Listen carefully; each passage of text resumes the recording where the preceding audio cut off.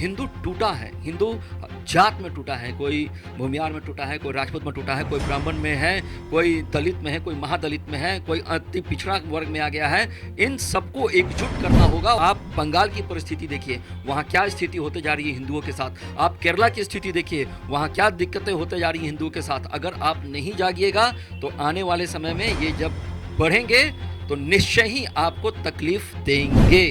कि ये जो कौम है इनको तुष्टीकरण जो उनकी करती है उस पर ये ज़्यादा आश्रित होते हैं। बीजेपी का जो स्टैंड था वो बिल्कुल क्लियर है कि आप अपने आधार कार्ड का नंबर बदलवा लीजिए, अपना पता एड्रेस चेंज करवा लीजिए।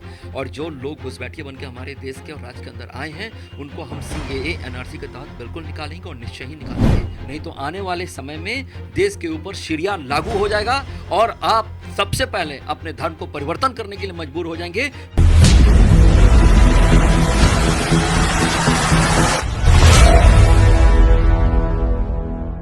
नमस्कार, आप देख रहे हैं संक्षिप्त। मैं हूं आपके साथ अमृता पांडे। लोकसभा का चुनाव अब खत्म हो चुका है।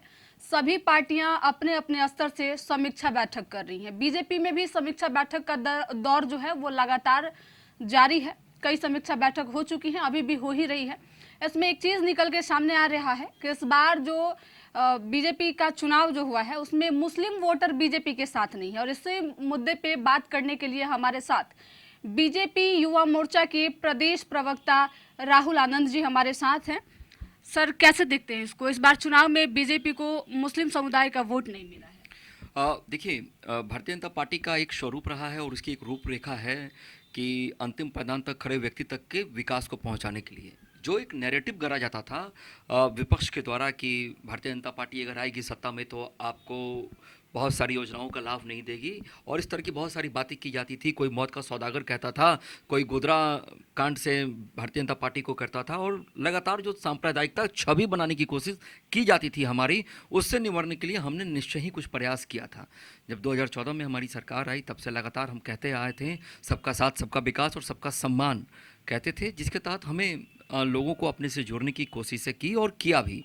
और अगर खास करके मुस्लिम वोटर्स की बात करें तो उनको अगर देखा जाए तो देश की आबादी में 15% उनकी हिस्सेदारी है। तो अगर PM योजना, जनधन योजना और उज्ज्वला योजना की अगर बात करें तो सब में उनको लगभग 42%, 37%, 20% क्रमशः ऐसे मिले हैं। सर, लाभ तो मिला लेकिन बीजेपी को वोट क्यों नहीं मिला? अब मैं बताता हूँ। देखिए क्या है कि ये बड़ा ही खेद वाली बात है कि एक डाटा निकाला गया जिसमें इस बात की जानकारी मिली कि यूपी के अंदर की अगर हम बात कर ले या फिर यूपी ही हटा देते हैं, हम बात करते हैं देश के अंदर कि 30 लाख लोगों को, 30 लाख मुस्लिम लोगों को हमें PM आवास योजना के तहत आवास आवंटन होता है और वहाँ पे सारे लोग एक लाइन में सबसे पहले जाके खड़े हो जाते हैं, बीजेपी के विरोध जाके खड़े हो जाते हैं। तो ये निश्चय ही सोचने वाला बात है कि ये जो कौम है इनको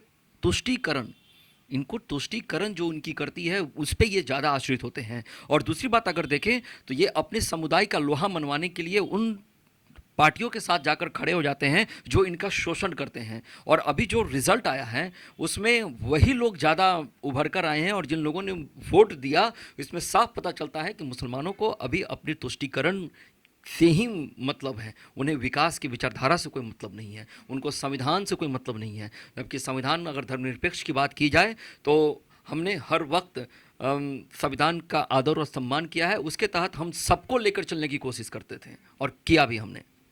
सर, इस बार के चुनाव में जिस तरीके का वोट बटा, क्या लगता है विधानसभा चुनाव में मुसलमानों का वोट जो है वो मिलेगा? इसके लिए बीजेपी कुछ आगे रणनीति बनाएगी या फिर उनके वोट के बिना भी चुनाव लड़ा जाएगा? देखिए, भारतीय जनता पार्टी की जो राजनीति करने की जो शैली है वो 80% हिंदुओं को लेकर चलने की है।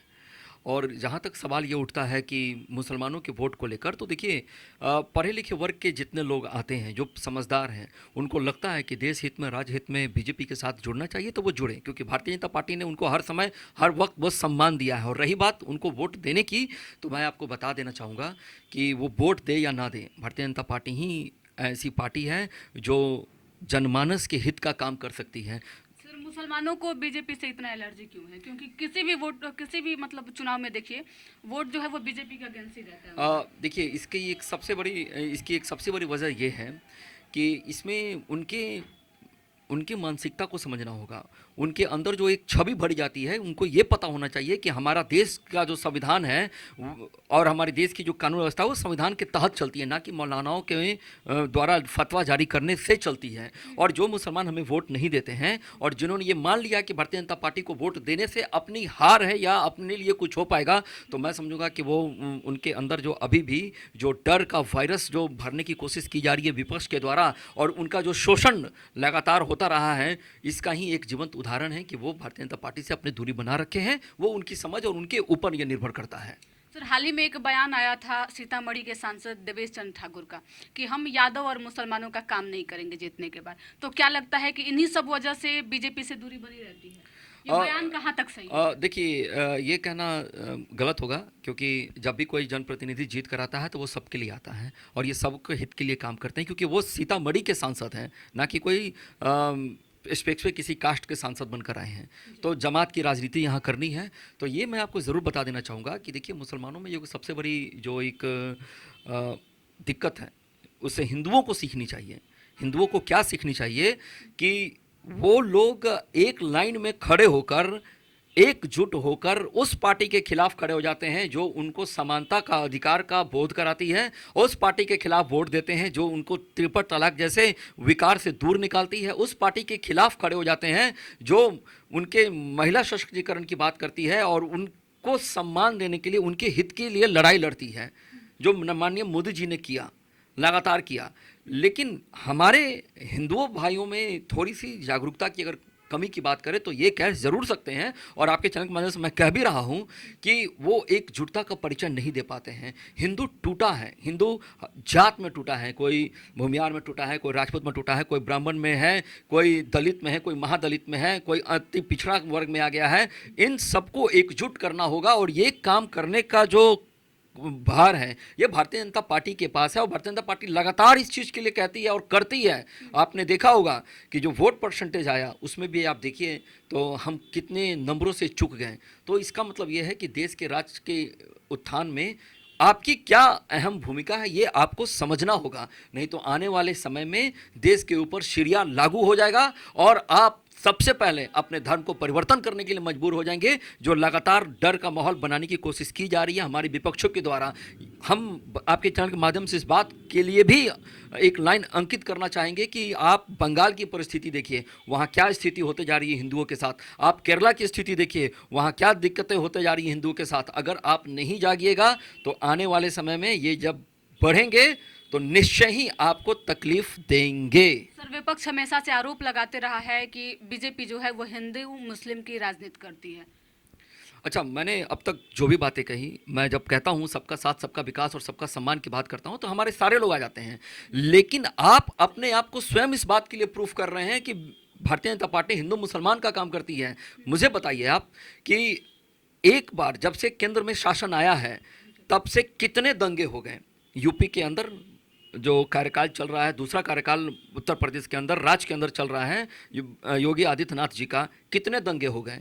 इसके पहले हर वक्त दंगे की खबर आया करती थी, उसमें लगता था कि मुसलमान अगर प्रेशर बना दिए तो आपको झुकना पड़ता था। अब सरकार कहाँ झुकती है, अब सरकार सबके साथ खड़ी है और कदम से कदम मिलाकर चल रही है, और जो गुंडा राज था, जो माफिया राज है, उन सबको नतमस्तक कर चुकी है। ये कैपेबिलिटी भारतीय जनता पार्टी के अंदर ही है। सर, 400 पार का आंकड़ा इस बार क्यों कम रह गया? देखिए, ये निश्चय ही एक जो प्रश्न है वो कहीं ना कहीं ये चुभने वाला ही प्रश्न है हमारे लिए, और जो तैयारियां हम कर सकते थे और जो तैयारियां हमने की थी और जनता के बीच जाकर जो हम बातों को कह रहे थे उसमें कहीं ना कहीं हम चूक गए। और जो नैरेटिव गढ़ा गया विपक्ष के द्वारा, जिन्होंने 1 लाख रुपए की गारंटी दी और जिसके लिए गारंटी फॉर्म भरवा दिए, तो भोली भाली जनता उनके बात में बरगला गए और बरगलाने की वजह से उनको 99 सांसद मिल गए। लेकिन आज जो आप देख रही हैं, जो गारंटी योजना की बात कांग्रेस कर रही थी और आज जो खटाखट की बात करके जो 8500 रुपये देने की बात की गई थी, बिहार के अंदर ही ऐसी तस्वीरें आ रही हैं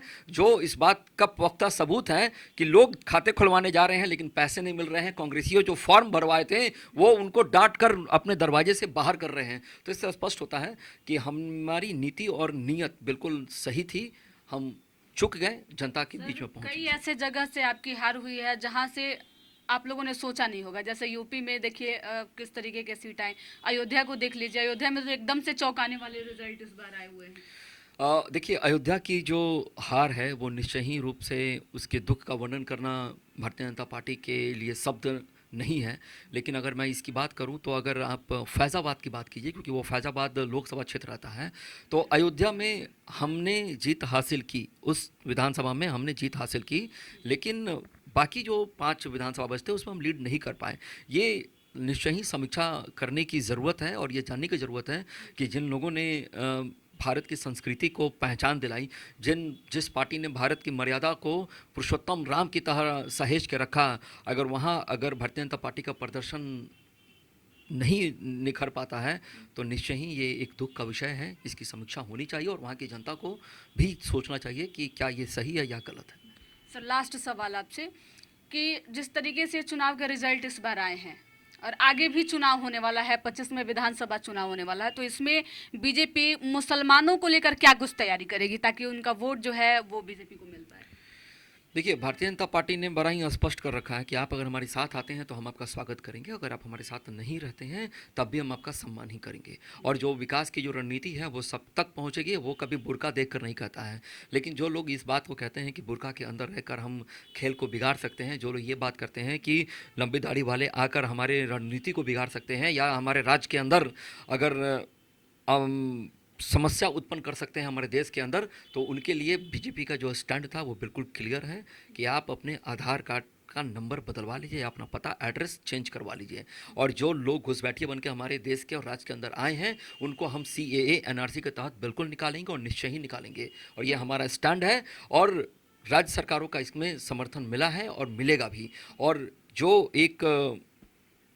जो विपक्ष है हमारा और वो जो एक नैरेटिव करने की कोशिश करता है, तो मैं आपको एक बात आपके चैनल के माध्यम से निश्चय ही रूप से बता देना चाहूँगा कि भगवान शिव ने भी प्रसन्न होकर एक आशीर्वाद दिया था जिसका दुष्परिणाम भुगतना पड़ा था, भगवान शिव को भी भुगतना पड़ा था। यही विपक्षी पार्टियों के साथ भी होने वाला है और विपक्षी पार्टियां भी एक समय ऐसा आएगा जब वो भी तिल मिलाएंगे और ये सोचेंगे कि इस संकट से कैसे उभरें और हमें क्या करना चाहिए, क्योंकि अपने देश के प्रति जो निष्ठा है वो आपके अंदर जागृत होनी चाहिए। तो राहुल आनंद हमारे साथ जुड़े हुए थे जिनका कहना है कि इस बार जो चुनाव में रिजल्ट आए हैं उसकी समीक्षा लगातार चल रही है।